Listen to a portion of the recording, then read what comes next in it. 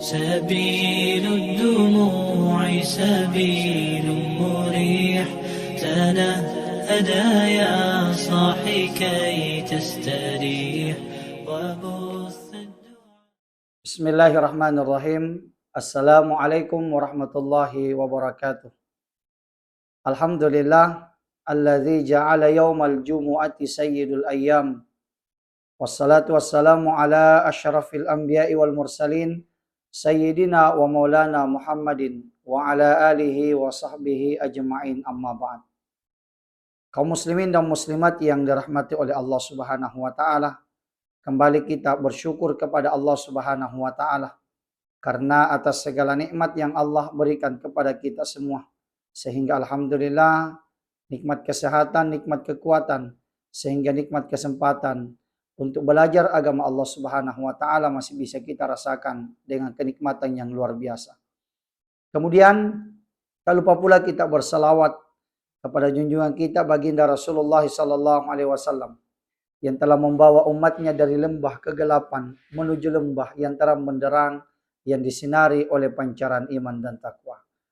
Kaum muslimin dan muslimat, saudara-saudara sekalian yang dirahmati oleh Allah Subhanahu wa taala. Allah Subhanahu wa taala berfirman di dalam Al-Qur'an pada surah Al-Jumu'ah ayat 9. A'udzu billahi minasyaitonir rajim. Ya ayyuhalladzina amanu idza nudiya lis-salati min yaumil jumu'ah fas'au ila dzikrillahi wa dzarul bai' dzalikum khairul lakum in kuntum ta'lamun. Hai orang-orang yang beriman, kata Allah Subhanahu wa taala, idza nudiya lis-salati min yaumil jumu'ah, apabila engkau diseru salat pada hari Jumat, maka bergegas-gegaslah engkau mengingat kepada Allah Subhanahu wa taala. Wa dzarul bai', tinggalkanlah jual beli. Maka yang demikian itu lebih baik terhadap apa yang kita kerjakan. Di dalam ayat ini Allah Subhanahu wa taala telah memberikan pengertian kepada kita semua bahwa ternyata perintah melaksanakan ibadah salat Jumat itu adalah merupakan perintah yang sangat penting bagi kita, khususnya bagi kaum Adam. Yang mana ketika pertama perintah salat Jumat ini, semua disyariatkan itu wajib. Laki-laki wajib, perempuan pun wajib. Hanya saja bagi seorang perempuan ada namanya ruksah dari baginda Nabi Shallallahu Alaihi Wasallam. Ada keringanan atau kelonggaran bagi seorang perempuan sehingga perempuan itu tidak wajib untuk melaksanakan ibadah salat Jumat. Cukup dia melaksanakan salat zuhur 4 rakaat, maka itu sudah pengganti daripada salat Jumat. Tapi bagi kaum Adam ataukah bagi seorang laki-laki kaum muslimin, maka dia diwajibkan untuk melaksanakan ibadah salat Jumat. Sebagaimana yang telah difirmankan oleh Allah Subhanahu wa taala di dalam surah Al-Jumu'ah ayat 9 ini.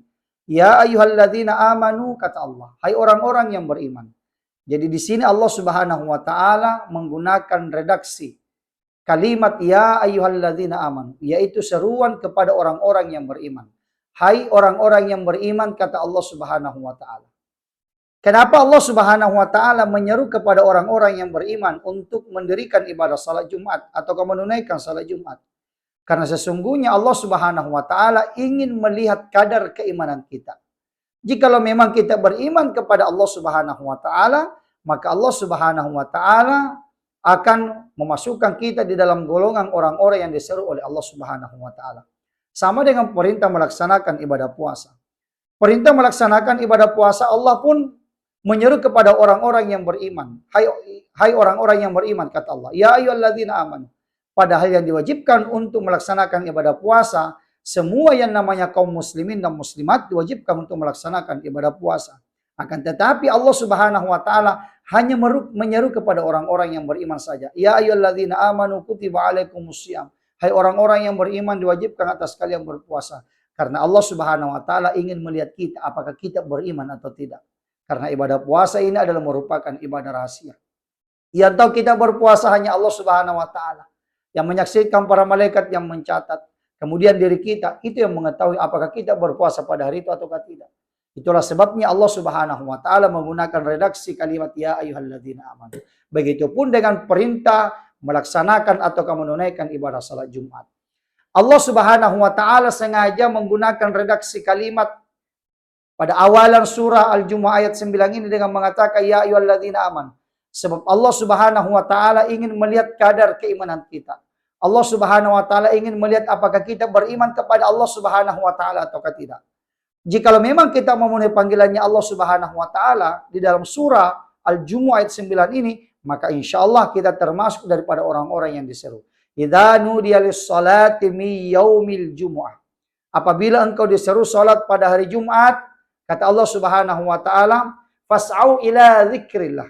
Maka bergegas-gegaslah engkau mengingat kepada Allah Subhanahu wa taala. Jadi Allah memerintahkan kita untuk bergegas-gegas. Ya, fas'au ila dzikrillah. Bergegas-gegaslah engkau mengingat kepada Allah Subhanahu wa taala. Wazarul bait, tinggalkanlah jual beli kata Allah. Tinggalkan aktivitas tentang keduniaan pada waktu itu.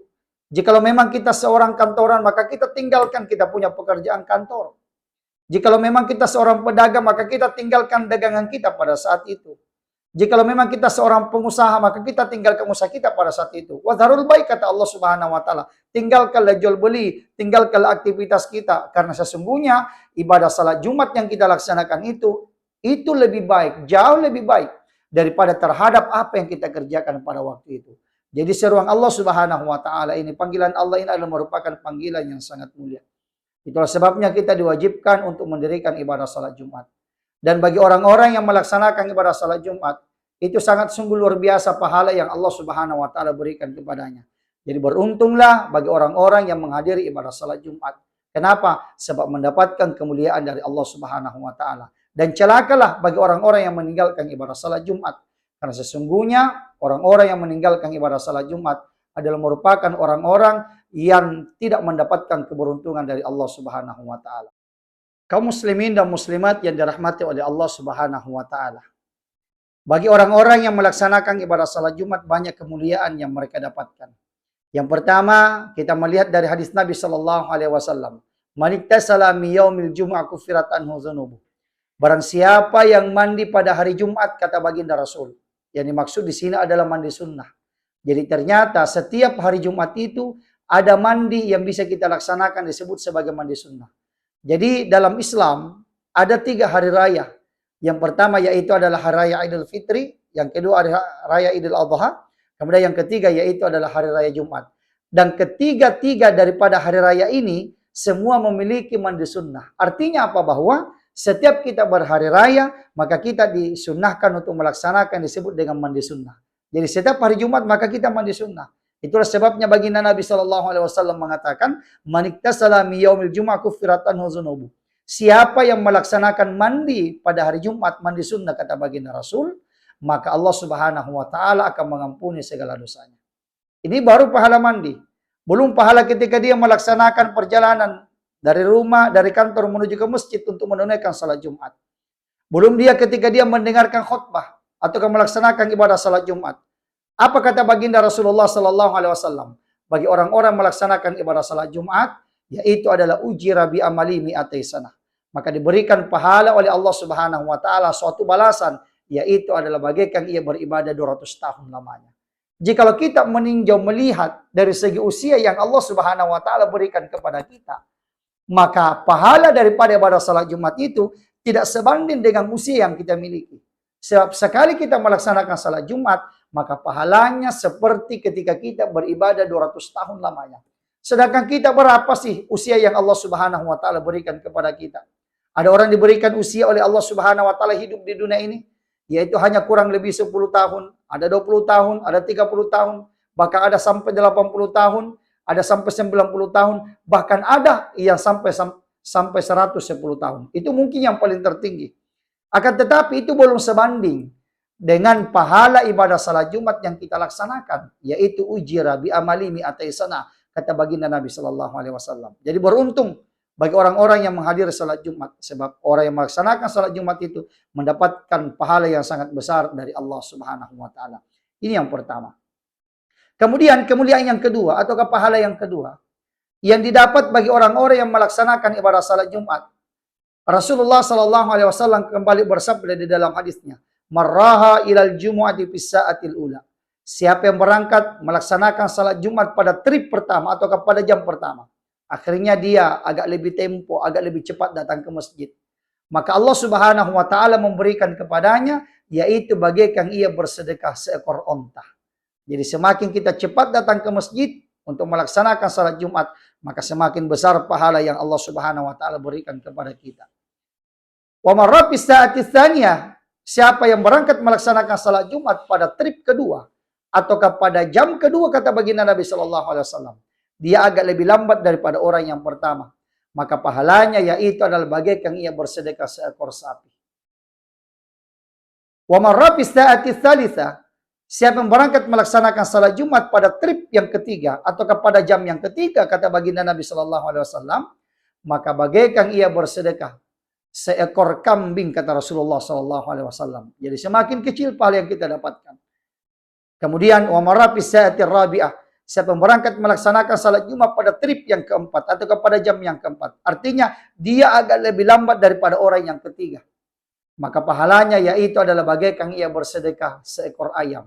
Dada jaja, kata baginda Nabi, maka pahalanya hanya seperti bersedekah seekor ayam. Kalau kita mau bandingkan dengan besarnya kambing, dengan besarnya sapi, dengan besarnya onta, yang orang yang datang pada jam pertama, jam kedua, dan jam yang ketiga, dibandingkan dengan jam yang keempat atau pada trip yang keempat. Wa marra fi sa'atil khamisah, siapa yang berangkat melaksanakan salat Jumat pada jam yang kelima atau pada trip yang kelima, agak lebih lambat daripada orang yang keempat, maka Allah Subhanahu wa taala memberikan kepadanya bagaikan ia bersedekah sebutir telur. Ahda baydah, kata Nabi sallallahu alaihi wasallam. Dia bagaikan bersedekah sebutir telur, artinya lebih kecil lagi. Dan ketika khatib naik ke atas mimbar berkhutbah, maka malaikat-malaikat yang berada di pintu-pintu masjid berdiri. Karena sesungguhnya setiap Jumat itu para malaikat diturunkan oleh Allah Subhanahu wa taala untuk berdiri di semua tiap-tiap masjid yang ada masjid di dunia ini. Untuk apa? Untuk mencatat atau menulis nama-nama orang yang masuk melaksanakan ibadah salat Jumat. Jadi sebelum malaikat ini meninggalkan pintu untuk mendengarkan khutbah atau mendekati mimbar mendengarkan khutbah, maka sebaiknya kita masuk terlebih dahulu sebelum malaikat menutup bukunya. Kalau malaikat sudah mengangkat penanya, menutup bukunya, dan menghampiri mimbar untuk mendengarkan khutbah, maka orang yang masuk setelah itu tidak dicatat namanya oleh para malaikat. Maka berarti dia mendapatkan kerugian dari Allah Subhanahu wa taala, mendapatkan kerugian dirinya. Kenapa? Sebab tidak tercatat baginya. Untuk apa malaikat mendekat dengan mimbar? Yaitu adalah untuk mendengarkan khutbah. Karena sesungguhnya khutbah yang dilaksanakan itu adalah bahagian merupakan salat Jumat. Rasulullah sallallahu alaihi wasallam mengatakan di dalam hadisnya, yaitu adalah al-khutbatu fiha makanu rakaatain. Khutbah itu tempatnya salat 2 rakaat. Fa idza sa'idal khatibu ilal mimbar yaktub. Apabila khatib naik ke atas mimbar berkhutbah, fala yatakallam ahadukum, maka janganlah ada berbicara dari kalian. Wa man takallama minkum, siapa yang berbicara dari kalian, kata baginda Nabi sallallahu alaihi wasallam, faqad lagah, maka sungguh sia-sia. Wa man lagha, siapa yang sia-sia Jumatnya, fala jumu'ata lahu, maka tidak mendapatkan pahala Jumat dari Allah Subhanahu wa taala. Itulah sebabnya dengan menghadiri salat Jumat kemudian dilengkapi dengan mendengarkan khutbah, maka sesungguhnya itu adalah merupakan bahagian ibadah salat Jumat yang kita laksanakan.